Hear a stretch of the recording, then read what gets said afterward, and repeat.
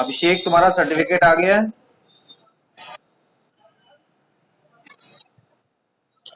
तुमने तो बोला था मंडे तक आ जाएगा।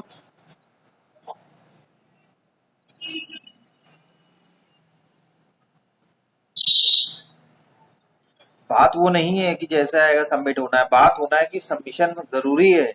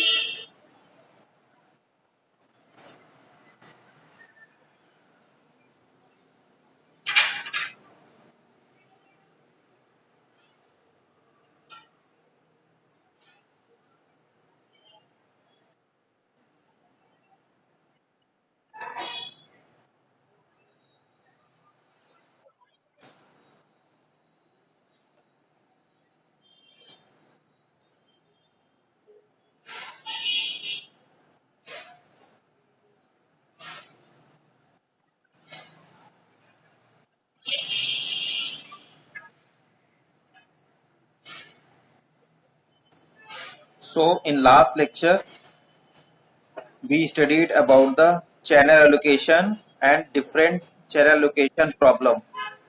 There were two methods of channel allocation, that was static channel allocation and dynamic channel allocation.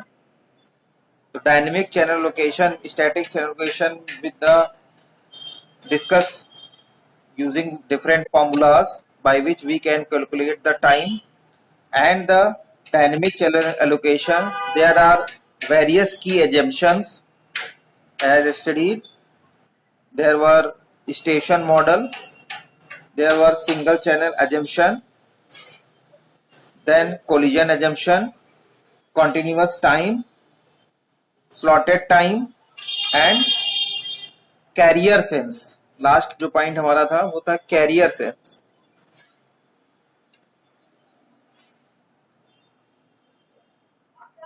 Fifth point था, उसमें भी दो पॉइंट है, carrier sense and no carrier sense. Carrier sense means station are capable and can tell if the channel is used before trying to use it. Already उसमें एक sensor लगा होता है जो कि आपको बता देता है कि चैनल ऑलरेडी यूज है कि नहीं है before you are going to use that channel. If the channel is sensed as busy, no station will attempt to use until it goes free or idle. तब तक कोई इसको यूज नहीं करता है या नहीं कर सकता है। और इसी में सेकेंड वाला 5B जो होता है वो होता है नो कैरियर सेंस। इसका एक प्रोटोकॉल भी है, हम लोग डिस्कस करेंगे। In this, station cannot sense the channel before trying to use it. They just go ahead and transmit. Only later they can determine whether the transmission was successful or not successful. If channel goes any attempt, any acknowledgement that their frame is not successfully reached at destination end, so retransmission process will carried out. ये एक process होता है। Next, come to the another important topic, multiple access protocol.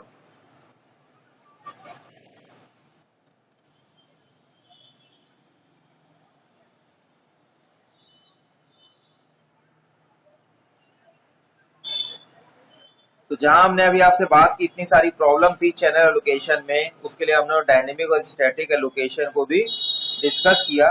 But what is the method, what is the mechanism by which we can reduce the problem and also try to reduce these problem to a large extent.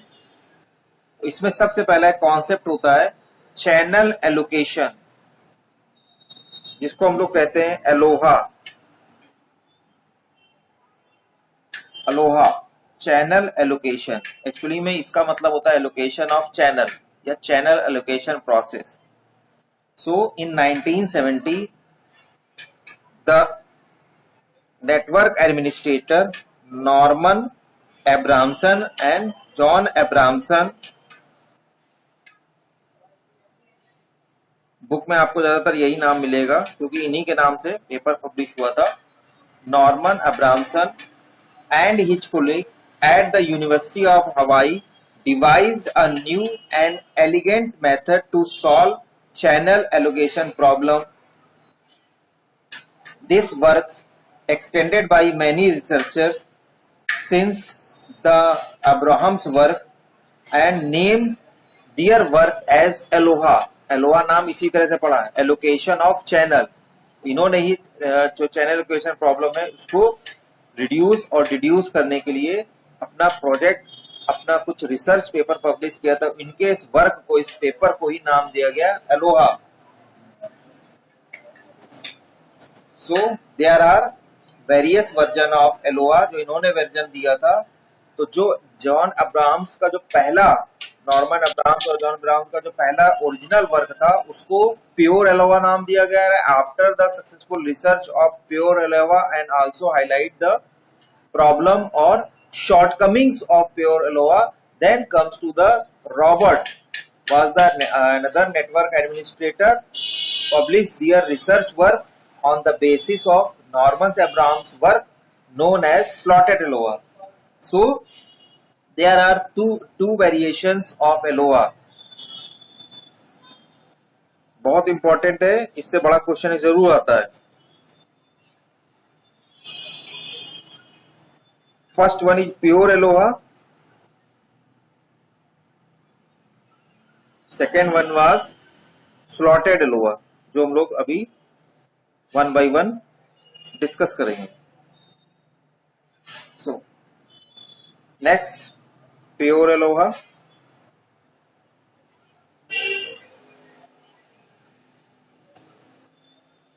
The basic idea why we use Aloha and what is the pure Aloha.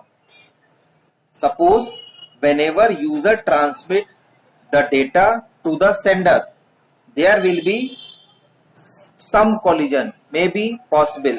There will be some collision, may or may not be possible. कभी कभी होता है, कभी कभी नहीं भी होता है. Of course, and colliding frames will be definitely damaged. However, due to the feedback property of broadcasting, a sender can always find out whether its frame was destroyed by listening to the channel the same way other users do. Means आप सभी को पता है कि whenever we send any message that is offline mode, online mode, उसमें हम लोग क्या करते हैं, acknowledgement का वेट करते हैं, response का वेट करते हैं. पहले आप सभी लोग ने अगर शुरुआत में कभी फॉर्म अपना पोस्ट किया हो, किसी भी कंपनी में अप्लाई किया हो, या अपने आप फादर से पूछिएगा, उन्होंने भी किसी जॉब के लिए अप्लाई किया हो, तो एक पोस्ट कार्ड टाइप का सेल्फ रिटन पोस्ट कार्ड होता था, वो भी उसके साथ उसी एनवलप में इनक्लोज रहता था, उसी में आप डाल देते थे. और after the receiving your application, उसमें से वो पोस्ट कार्ड निकालते थे और आपको रीसेंड कर देते थे. Whenever you get back your written post card, तो आपको लगता था कि यस, वो आपका जो फॉर्म एप्लीकेशन है वो सक्सेसफुली डेस्टिनेशन पॉइंट तक पहुंच गया है. उस प्रोसेस को हम लोग कहते हैं एक्नॉलेजमेंट. तो how we can know that our frame, our message is successfully send और not send? This is the only mechanism known as acknowledgement by which you can ensure your packet, your frame is successfully sent to destination in. Or if not sent to the destination successfully, then you will retransmit after the आपके जो भी agreement होते हैं with the sender and जो receiver है, then you are trying to retransmit the lost frames, या कहीं duplicacy हो गई है. Also some unauthorized person may can hack or access your frame, तब भी उस केस में भी आप उसको रीट्रांसमिट करते हैं. So आप when the feedback is you got immediate with a satellite, there may be some delays of 270 milliseconds before the sender knows if the transmission was successful.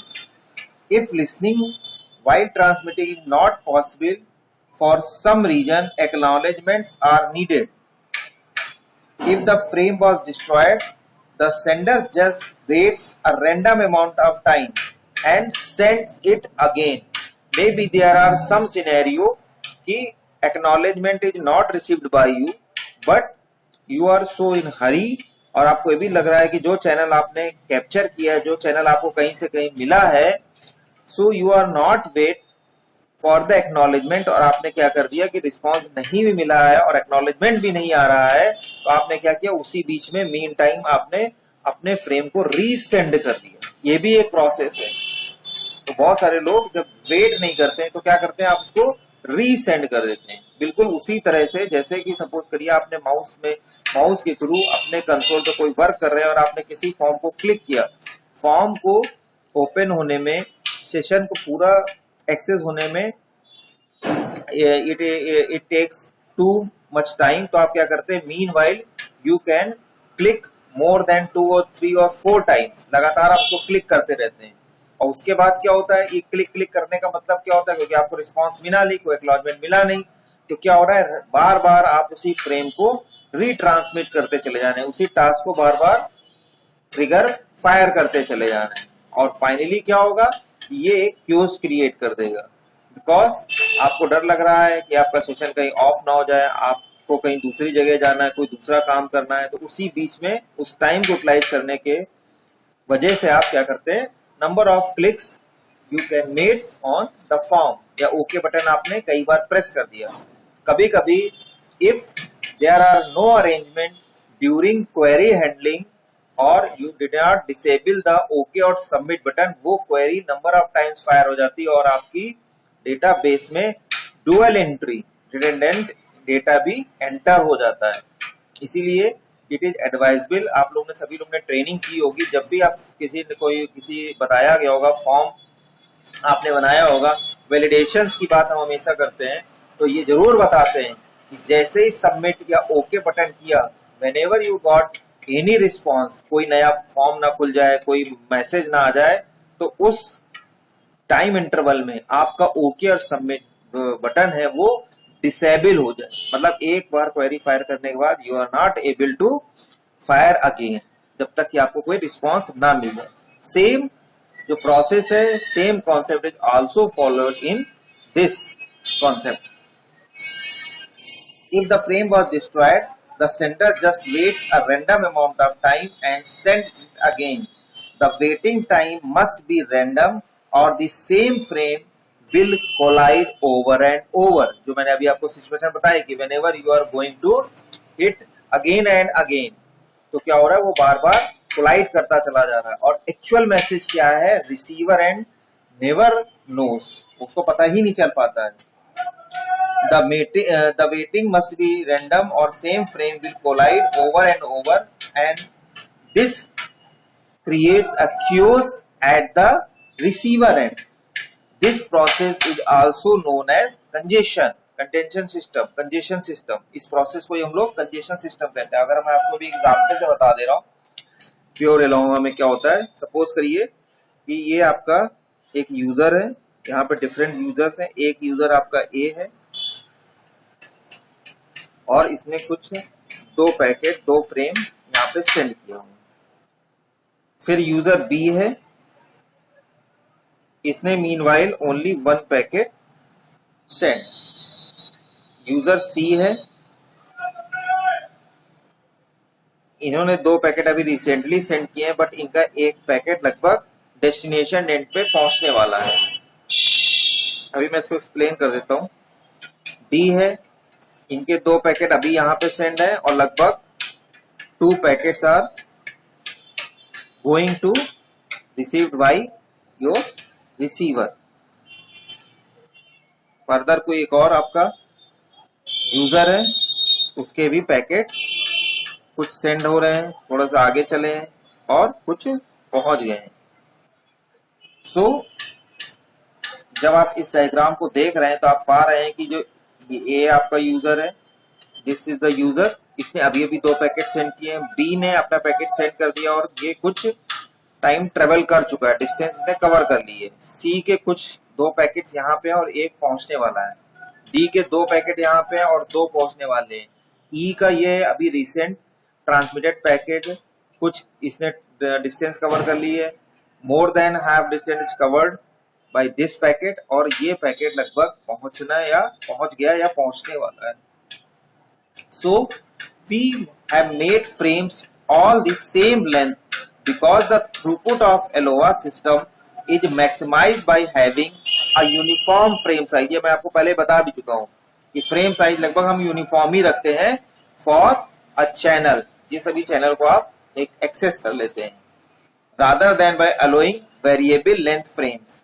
Whenever 2 frames try to occupy the channel at the same time, there will be a collision and both will be garbled. This is a natural process. If the first bit of new frame overlaps with just the last bit of frame almost finished, both frame will totally destroyed and both will have to retransmitted later. So जब भी हमने आपको communication method ही बताए थे, उसमें एक parallel communication था, एक सीरियल कम्युनिकेशन था। सीरियल कम्युनिकेशन में भी 2 मेथड थे, एक सिंक्रोनस था और एक एसिंक्रोनस था। एसिंक्रोनस में there was gap between 2 frame. जब भी आप वहां पे पैकेट भेज रहे थे तो मैंने आपको डायग्राम से बताया था कि there was gap between 2 frame, और साथ ही साथ जो फ्रेम का अरेंजमेंट था उसमें बिट फॉर्म में डेटा था। 1 बाइट का लगभग 1 फ्रेम बनाया जाता था, बाकी वो डिपेंड करता है कि आपका मैसेज कितना, उसमें 1 से ज्यादा बाइट भी होते हैं। And also covered with start and stop bit, इससे भी आप इसको कवर कर सकते हैं। तो क्या होता है कि इससे आप अवॉइड कर सकते हैं इस टाइप की पोजीशन की कोलिजन हो रहा है, क्योंकि रास्ते में whenever you are sent the your packet and the travelling time, उस समय क्या हो रहा है ड्यूरिंग द डिस्टेंस कवरिंग में भी कभी कभी कुछ चैनल के पास स्पेस इतना ज्यादा हो जाता है, इनकी स्पीड ज्यादा होती है कि वो ओवरलैप भी कर जाता है, ये भी पोजीशन आती है। और जब वहां पे रिसीवर एंड पे पहुंचता है तो if you did not make any such type of arrangement as asynchronous transmission, तो क्या होता है ओवरलैप कर जाती है बिट। एंड आल्सो एक चेकसम हमने आपको बताया था, आप लगाते हैं लास्ट में to find out the actual error and segregate the frames, उसके बाद भी वो ओवरलैप कर जाती है और you are not enable to discover the actual frame, actual message. उस केस में आपको क्या करना पड़ता है, पूरा पूरा रीट्रांसमिट करना पड़ता है 2 और मोर फ्रेम्स। 2 कोलाइड किए, 2 से ज्यादा कोलाइड किए तो सारे फ्रेम को आपको फिर से रीट्रांसमिट करना पड़ता है। And this case checksum can not be distinguish between a total loss and a near miss, means bad is bad, जो खराब हो गया वो खराब हो गया। Also, let's come to the efficiency of Aloha channel। जहां पे ये बात हुई, Aloha मतलब एलोकेशन ऑफ चैनल, तो मैं यू कह सकता है कि what fraction of all transmitted frames escape collision under these chaotic circumstances। So, first we consider an infinite collection of interactive user sitting at their work station और your system. Suppose कर लिए scenario आप समझ लीजिए, a user is always in one of 2 states, that is your typing और waiting state. Initially all users are in typing state. आपने read write problem पढ़ी है, ठीक है, उसमें भी यही बताया गया है कि जब भी आप रिसोर्सेज को यूज कर रहे हैं तो चाहे रीडिंग का प्रोसेस हो या राइटिंग का प्रोसेस हो, कहीं ना कहीं किसी एक पोजीशन पे किसी ना किसी को लॉक करना पड़ेगा अपने आप को। then only your process will complete. So same here, all users in typing state, when a line is finished the user stops typing and waiting for response. Mean channel उसका खत्म हो गया, उसका चैनल का मतलब also you can say that your session was expired and you did not get acknowledgement from the receiver end or the destination end जहां आप type कर रहे हैं, एक दूसरी सिचुएशन के हिसाब से तो आपको नहीं मिल रहा है, तो then only you have option to wait for a response. The station then transmit a frame containing the line and checks the channel to see if it was successful or not. If the user sees there was a successful message and he gets a successful acknowledgement, then he goes to retype, मतलब अगला frame आप send करने लगते हैं. Else, if the user does not got any successful response, user continues to wait and the frame is retransmitted over and over until it has been successfully sent.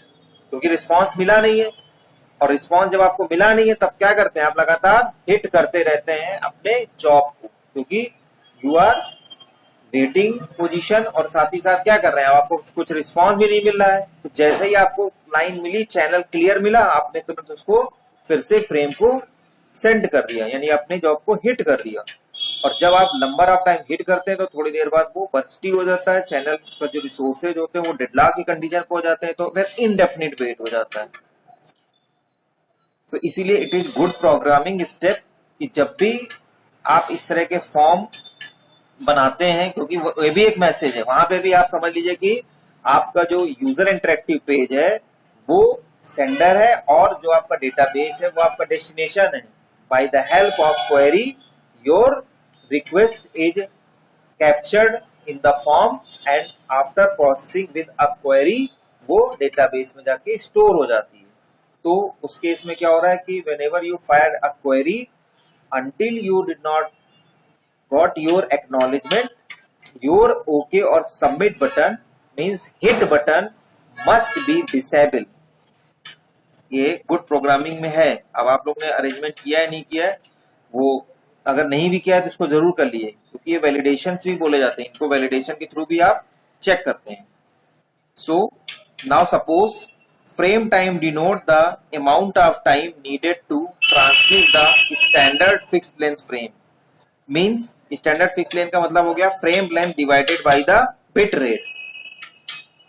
At this point, we assume that the infinite users generate new frames according to Poisson's distribution with mean n frames per frame time. Suppose क्या कर रहे हैं वहां पे, there are n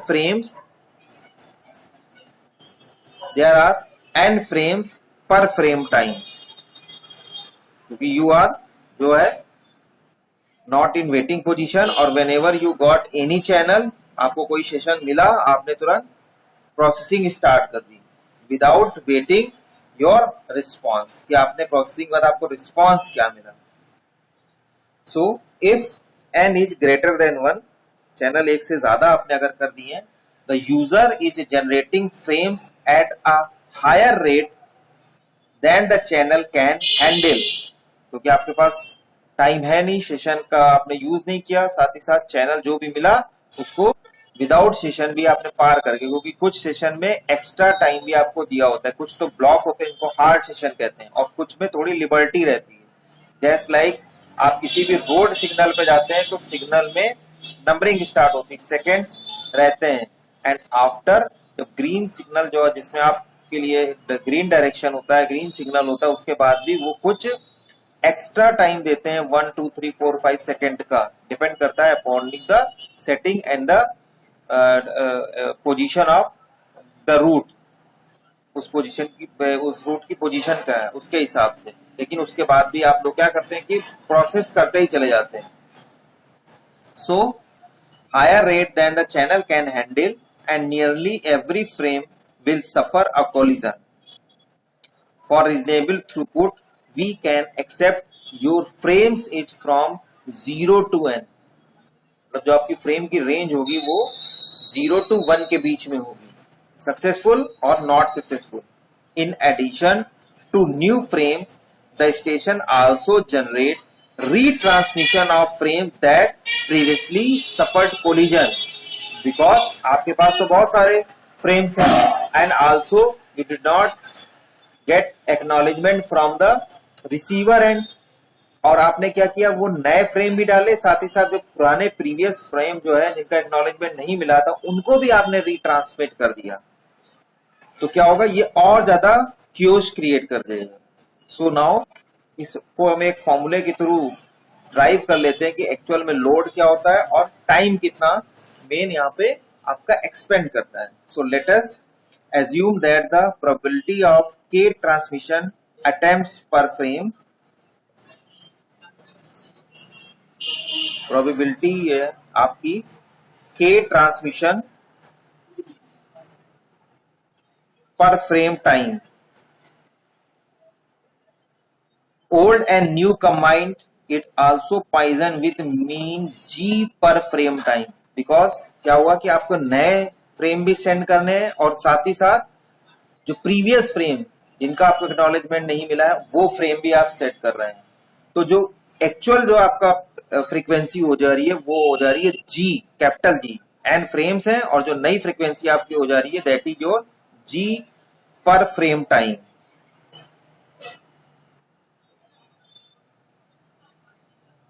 जी पर frame time.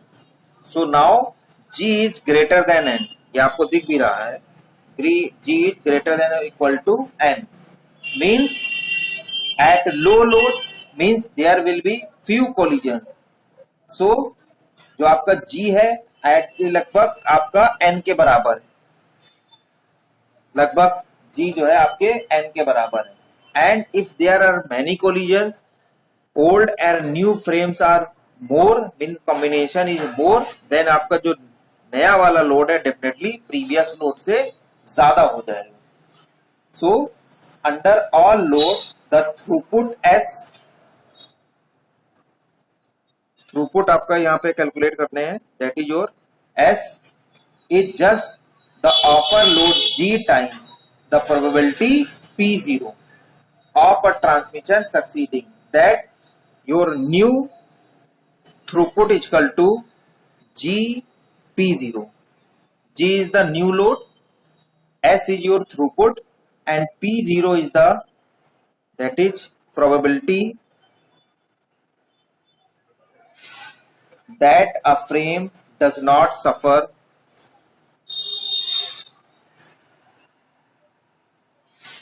a collision.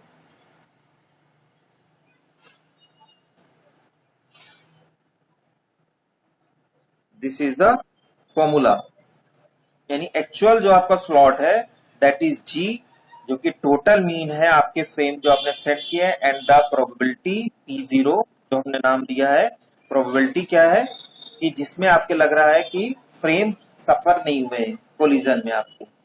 So a frame will not suffer a collision if no other frames are sent with in 1 frame time of its start. It is obvious, जो time slot दिया गया है उसी time slot में एक particular frame जाएगा तो कभी भी कोलाइड नहीं करेगा, सक्सेसफुली आप सेंड कर पाएंगे. But if you send more than 1 frames with a selected frame per time, then there may be situation, then there must be condition that your frame must collide. You can understand this by given diagram. एक diagram आपको बता दे रहे हैं कि जो 2 frame बन रहे हैं उनके बीच में कोलिजन किस तरह से हो रहा है. देखिए जब भी आपका आंसर होगा तो it will be supported by diagram. जो भी कॉन्सेप्ट है, concept is not too much hard that you can not understand. Concept is clear. तो हमें फ्रेम सेंड करने हैं सेंडर टू रिसीवर, और साथ ही साथ उस सिचुएशन को हैंडल करना है कि आपके फ्रेम सक्सेसफुली रिसीवर एंड तक पहुंच जाएं. ठीक है, बीच में कंडीशन ये ह्यूमन प्रॉब्लम भी है, नेचुरल प्रॉब्लम भी है कि हम वेट नहीं करते हैं एक्नॉलेजमेंट का. वेट ना करने की वजह से क्या करते हैं कि रीट्रांसमिट करते चले जाते हैं प्रीवियस फ्रेम को, और साथ ही साथ जो एक्चुअल टाइम फ्रेम अलॉट किया होता है एक पर्टिकुलर फ्रेम को, उसके उस टाइम फ्रेम के ध्यान में न रख करके more than one frame send कर देते हैं, जो कि रिक्वायर्ड है आपका पर फ्रेम के लिए. तो only this is the situation by which the collision में अकर. तो इसी को ध्यान रखना है. अगर हम इस डायग्राम को सपोर्ट से इसको समझ लेंगे, आपका देखिए काफी प्रॉब्लम यहीं पे क्लियर हो जाएंगी. सपोज करिए एक ये फ्रेम है और आपका ये फ्रेम है, ठीक है. ये फ्रेम है collides with the start of the shaded frame. एक यहाँ पे हम आपको शेडेड फ्रेम बना के दिखाते हैं. यहाँ पे कोलिजन स्टार्ट हो गया है, लगभग ये यहाँ से कोलिजन स्टार्ट हो गया है. ऐसा बनाइए कि लगे कि हाँ ये इससे कोलाइड कर रहा है.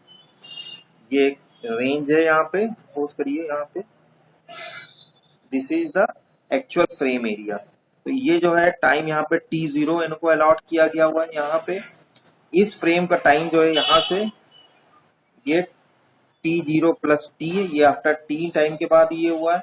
ये फ्रेम एंड जो हो रहा है ये t0 प्लस सपोज करिए 2t के बाद एंड हो रहा है.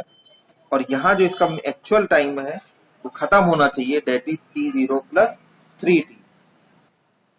सो ये जो सिचुएशन आपकी बन रही है, अगर आप इसको यहाँ से ध्यान से देखें यहाँ पे, तो ये collide with the start of the shaded frame. जैसे ही ये वाला फ्रेम आपका स्टार्ट हुआ और ये इधर से बीच में जा रहा था, यहाँ पे ये कोलाइड हो गया. लिख भी देता हूं, collides with the start of shaded frame. और ये collide with the end of the shaded frame. ये क्या कर रहा है, शेडेड फ्रेम से बिल्कुल एंड पे कोलाइड कर दे रहा है. ये वाला कॉन्सेप्ट को बहुत ध्यान से समझना है.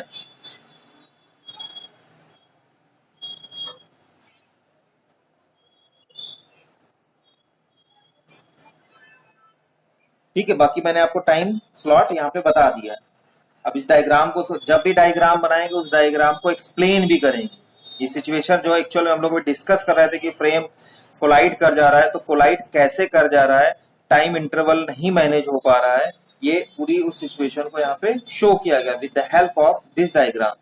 सो suppose T be the time required to send a frame if any other user has generated a frame between time t0 and t0 plus t. t0 plus t के बीच में कोई नया फ्रेम आपने जनरेट कर दिया, किसी यूजर ने generate कर दिया. The end of that frame will collide with the beginning of shaded one. In fact, the shaded frame fate was already sealed even before the first beat was sent.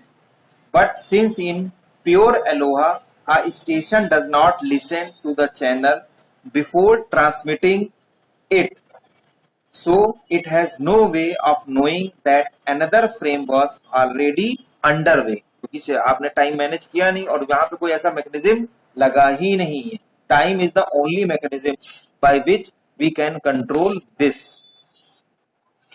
So any other frame started between t0 and t0 plus t and t0 plus 2t will bump into the end of this shaded frame.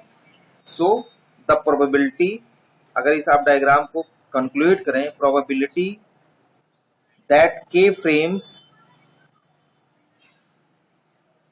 are generated during a given frame time is calculated by Poisson's distribution.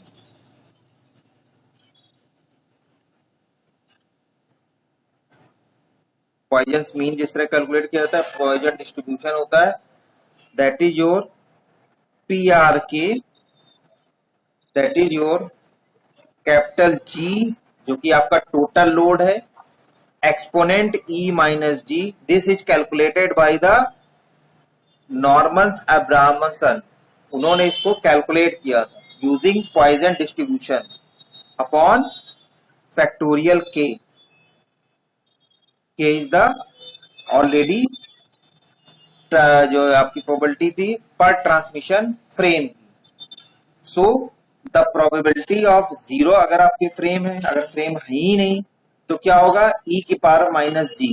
भाई जैसे ही आपने इसमें क्या किया, कोई frame है ही नहीं, कोई प्रोबेबिलिटी है ही नहीं, तो क्या किया, यहाँ पे के की वैल्यू जीरो हो गई, इसकी पावर जीरो हो गई, तो क्या हुआ, वैल्यू वन हो गई, फैक्टोरियल जीरो की वैल्यू वन हो गई, तो आपकी प्रोबेबिलिटी कितनी बची, ई की power minus G, exponent minus G. Zero frame अगर आपकी कोई आपने सेंड नहीं किया। At if an interval of two frame the mean number of frame generated is 2g। अगर आपने एक के बाद एक से ज्यादा फ्रेम कर दिए उसी टाइम में, क्योंकि टाइम स्लॉट सपोज करिए किसी को अलॉट किया गया 1 मिनट का, और आपने क्या किया 1 मिनट में एक से ज्यादा यानी 2 फ्रेम किए, एक कैलकुलेटर की बात कर रहे हैं, तो डायरेक्टली लोड जो आप क्या हो गया, जो जी था वो हो जाएगा directly 2g। So the probability of no other traffic being initiated during the entire the process. सो the given probability after the using this formula, your probability will begin and with the throughput of s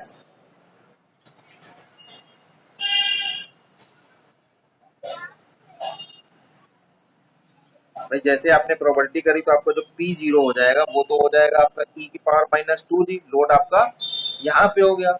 using the above formula that was जो आपने यहाँ पे throughput calculate किया था, S equal to G total load P0 probability that a frame does not suffer collision.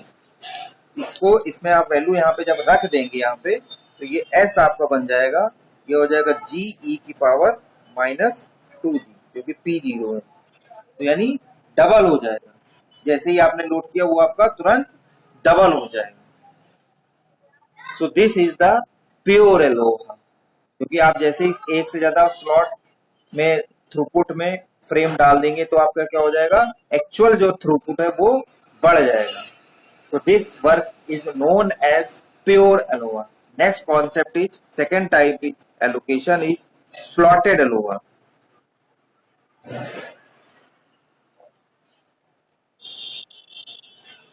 अब तक आप समझ भी गए होंगे कि what is the role of slotted ALOHA, यानी जो प्रॉब्लम प्योर एलोहा में आ रही थी, प्योर का मतलब वहां पे कुछ रोका नहीं गया था, ये तो हम लोग सिर्फ कैलकुलेट कर लिया कि अगर एक से ज्यादा फ्रेम टाइम में जो आपका अलॉटेड है उससे ज्यादा अगर आप फ्रेम सेंड करेंगे तो आपका थ्रूपुट बढ़ जाएगा, रिस्पॉन्स टाइम बढ़ जाएगा, ये जस्ट कैलकुलेटेड था। Now the problem of pure Eloah is removed with the help of concept of slotted ALOA। slotted ALOA मतलब जैसे आप नाम भी देख पा रहे हैं, as name suggest, each packets are sent into a given interval time only restrictedly, मतलब इसको आप restrictedly समझ लीजिए कि फॉलो करना ही करना है, then only this concept will work। So in 1972 Roberts published a method for doubling the capacity of ALOHA। His proposal was to divide time into discrete interval, each interval corresponding to one frame। This approach requires the user to agree on slot boundaries। इसमें user को ही सीधे agree करा लिया था कि slot में ही सारे पैकेट सेंड किएंगे, and it is also beneficial for the sender as well as receiver. Sender को भी बार बार सेंड नहीं करना पड़ेगा, and also he is not bind to wait for acknowledgement, क्योंकि जब टाइम अलॉट होगा तो ज्यादा वेट नहीं करना पड़ेगा, और रिसीवर भी कैपेबल होगा according to whatever frame ही received directly respond the received frames against to the acknowledgement, तुरंत उसको एक्नॉलेज कर देता है वहीं पे तुरंत, then only second frame will be send to the receiver end. So this approach requires the user to agree on slot boundaries। One way to achieve synchronization would be have to one special station emit a start bip या start bit डाल दे सकते हैं, या start bip कर सकते हैं, कोई एक मैसेज डाल सकते हैं, with also use a clock के थ्रू भी इसको आप मैनेज कर सकते हैं। In Roberts method which has come to be known as slotted ALOA. In contrast to Abramson pure ALOA, a computer is not permitted to send whenever a carriage return is typed. Instead, it is required to wait for the beginning of next slot. Thus, the continuous pure ALOA is turned into discrete one.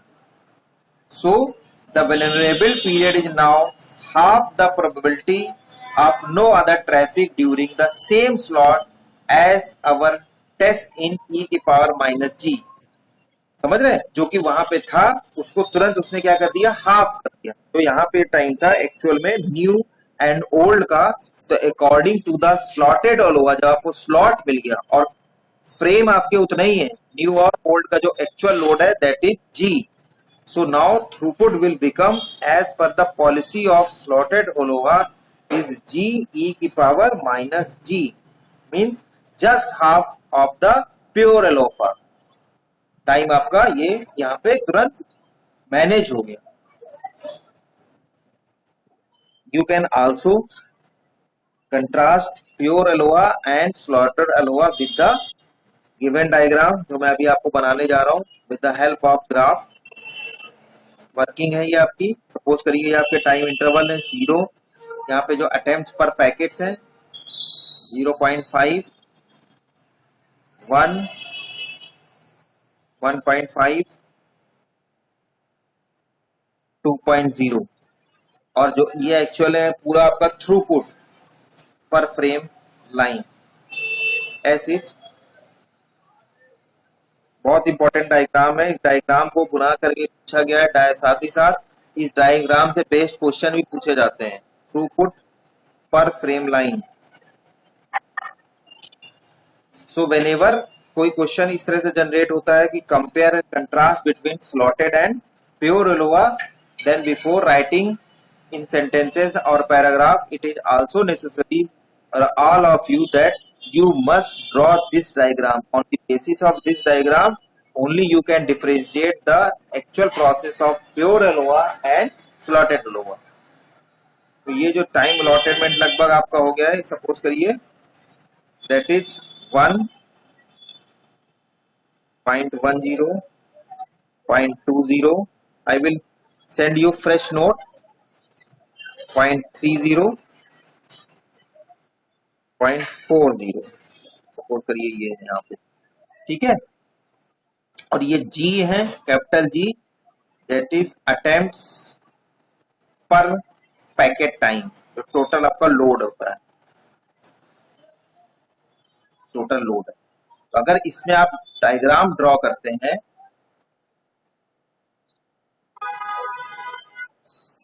एक समय के बाद ये decrease होता जाता है. और whenever ये रॉबर्ट्स का एक्सपेरिमेंट, रॉबर्ट की वर्किंग है. जब इसको आप ड्रॉ करते हैं टू द लास्ट एक्सटेंट ये 0.30 तक जाता है. This is 0.30. मैं यहाँ पे लिख देता हूँ 0.20, 0.10, ये 0.40. तो लगभग यहाँ तक जाता है. उसके बाद देन होते होते होते होते और तब ये यहाँ तक जाता है. मतलब ये डायरेक्टली मैच नहीं करता है आपको. ये लगभग सपोज करिए 3.0 तक है. सो ये प्योर ALOA है. तो जिसमें कि आपका टोटल जो है load S equal to throughput जो होता है G इक्वल टू e की पावर माइनस 2G डबल हो जाता है. एंड इन स्लॉटेड ALOA ये लिख दीजिए आप pure ALOA. And in slotted ALOA जो एक्चुअल थ्रूपुट है दैट इज G e की power minus G, just half, because आपने उसको स्लॉट को बाइफरकेट कर दिया है. उसके बाद जो फ्रंट डायग्राम बनाएंगे उसमें क्लियरली इस तरह से मेंशन भी होगा इस डायग्राम में. ठीक है.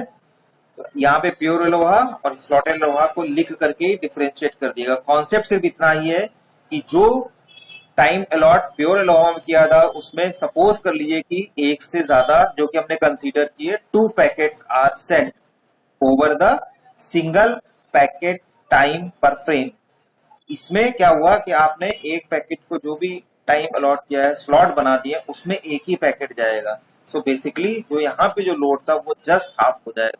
रिस्पॉन्स टाइम आपका काफी कम हो जाएगा, थ्रूपुट आपका बढ़ जाता है, रिस्पॉन्स टाइम आपका तुरंत कम हो जाएगा. So this is the basic difference between pure ALOA and slotted ALOA. There are also some protocols used beside the ALOA, जिसमें कि जब whenever you are going to transmit the packets, there may be also some situation over the arrangement of this only.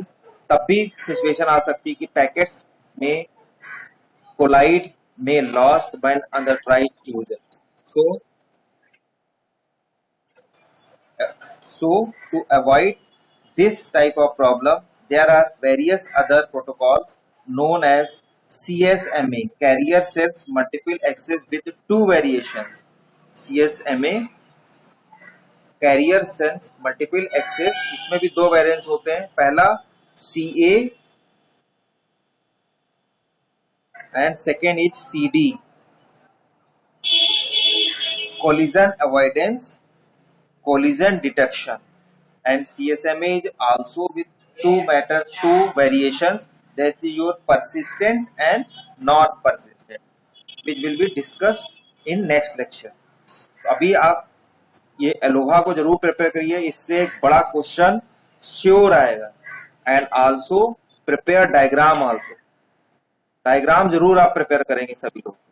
Without diagram आप ना ही answer करेंगे और ना ही आपका answer acceptable होगा, क्योंकि जितना भी वर्क है ये already done by Norman Abramson and Roberts, जिन्होंने ये कैलकुलेट किया है. ये फॉर्मूला, ये ऑलरेडी पॉइजन डिस्ट्रीब्यूशन, ये फील्ड, ये factors is already calculated.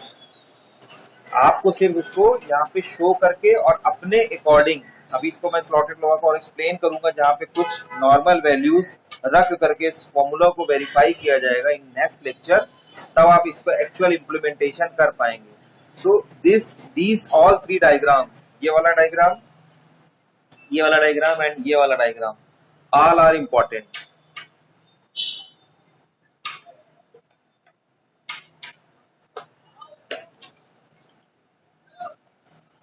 Now it is attendance time.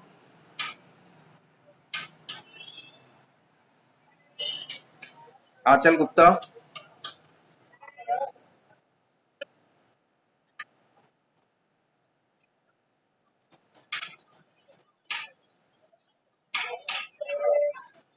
अभिनव मौर्य,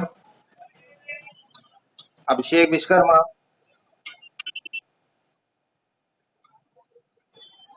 चलो आकांक्षा सिंह,